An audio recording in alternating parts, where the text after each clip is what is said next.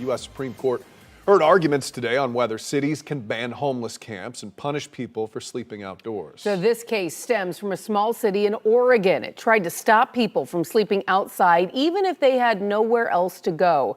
The homeless people are suing, claiming the law is cruel and unusual punishment. So you may remember last month, Governor Ron DeSantis signed a bill to ban public sleeping in the state, but promised expanded resources.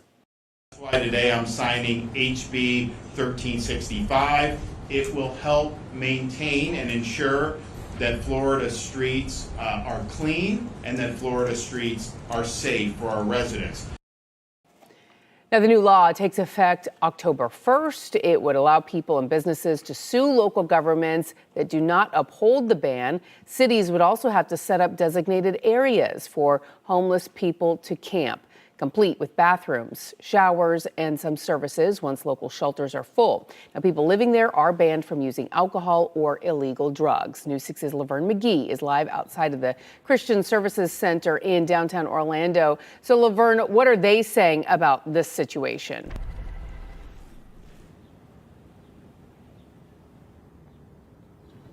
Lisa, at centers like this one behind me, they say they're absolutely full, and so are the other service centers and shelters in Central Florida. And they say more and more people are seeking help.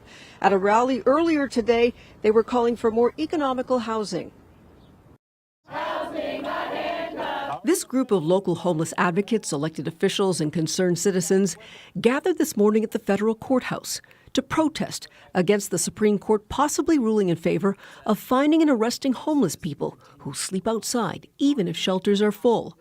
U.S. Congressman Maxwell Frost shared that at one point in time, he was homeless and slept in his car for a month.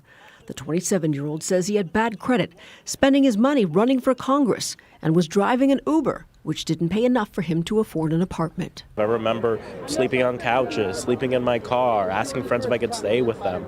According to the Department of Housing and Urban Development, more than 650,000 people across the country are living in shelters or outside.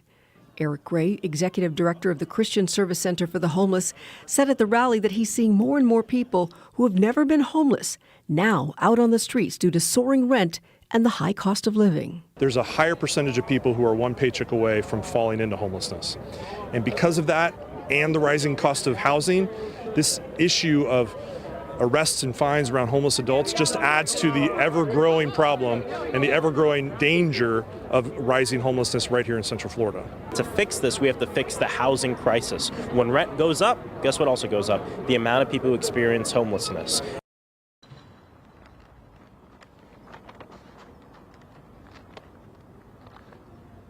Now, this area behind me is actually scheduled for $6 million worth of improvements from the city of Orlando. But advocates say that's actually not enough to take care of the amount of people who need these services. Reporting live from downtown Orlando, Laverne McGee, Getting Results, News 6. And Laverne, going back to that Supreme Court case, where do things stand right now?